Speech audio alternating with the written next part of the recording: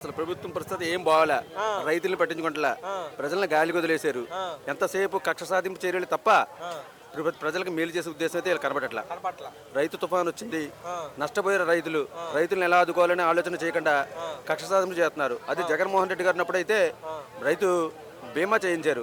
ప్రతి రైతుకి బీమా వచ్చేది. అవును. ఇప్పుడు బీమా జోలు పట్టించుకోవాలా. ఆ. రైతులు ఏమైపోయినా పట్టించుకోవట్లా. ఆ, అలాగే మన తుఫాన్ వచ్చింది. తుఫాన్ విషయంలో కూడా పవన్ కళ్యాణ్ గారు, చంద్రబాబు నాయుడు గారు, లోకేష్ గారు కూర్చొని మేము ఆపేసాం, పంపేసాం అని గ్రాఫిక్స్ చూపించారు తప్ప ఆ తుఫాను బాధ జరిగిన నష్టాన్ని ఎలా నివారించాలి, దాన్ని ఎలా ఫుల్ ప్లే చేయని ఆలోచన అయితే వాళ్ళకి లేదు. మీరు బొమ్మను చేసి బొమ్మను తిమ్మిడి చేసి చూపించే రకంగా తప్ప ఒరిజినాలిటీ రియాలిటీగా ఉండే అదైతే చెప్పరు.